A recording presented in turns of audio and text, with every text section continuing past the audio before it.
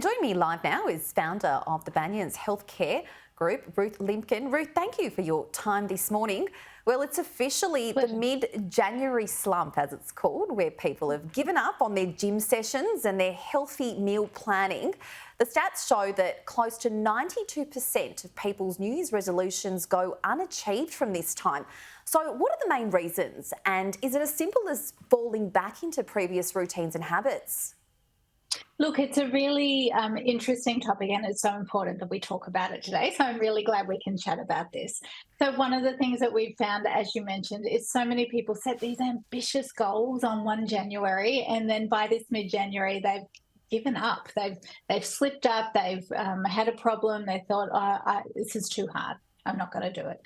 Certainly at the Banyans, one of our mottos is a slip up doesn't mean you give up. So we know that any kind of self-improvement, whether that's in your mental health, your physical health, your nutritional health, whatever it is, progress isn't always linear. We have this perfect idea about what 2024 might hold, but it's this idea of, taking one step forward. And if it's half a step back, that's okay. You can get up tomorrow and have another go, because just because life isn't perfect or the improvement isn't perfect doesn't mean it's not worth pursuing. Yes, absolutely. Now, something that's not commonly spoken about is how being unable to achieve or complete our New Year's resolutions can have an effect on our mental health, which could also include low self-esteem, stress and even anxiety.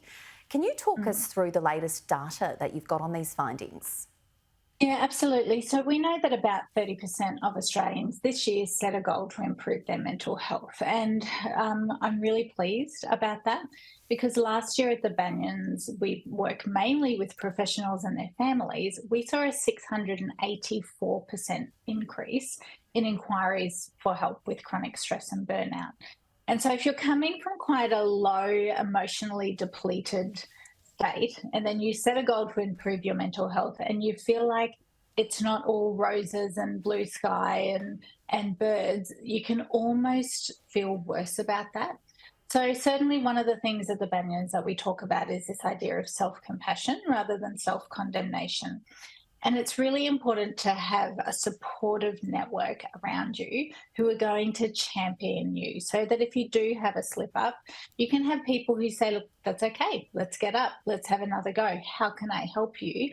Let's make a plan, and let's make a plan for what happens if you do slip up in the future, because, recovery is a journey. Ruth, is there a better time to goal set? Because January 1 is a lot of pressure. You're still eating. You've had a late night potentially from the night before celebrating New Year's Eve. Surely there must be a better time.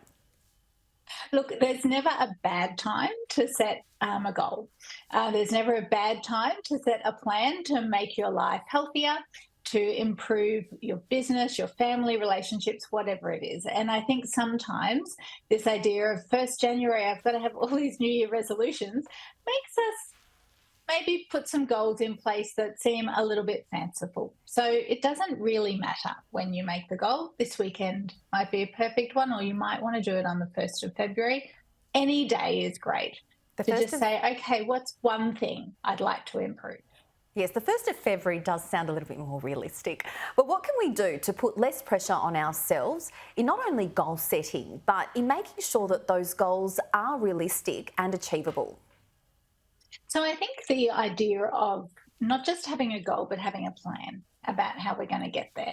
And so, again, stepping through what are the different things, or maybe the new habits that I might need to replace, because there's no point trying to add all this activity into your life if you're already busy. So it's a case of reframing. But then this idea of talking to a friend, talking to a health professional, talking to a trusted colleague, and saying, this is something that I'd like to work on improving in my life. You could even do a bit of a fitness challenge with colleagues at work, or with, join park run. There's a range of different things.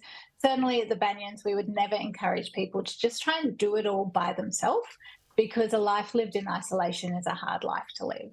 And so getting community around you, health professionals, friends, it makes a really important difference. Yes, it absolutely does.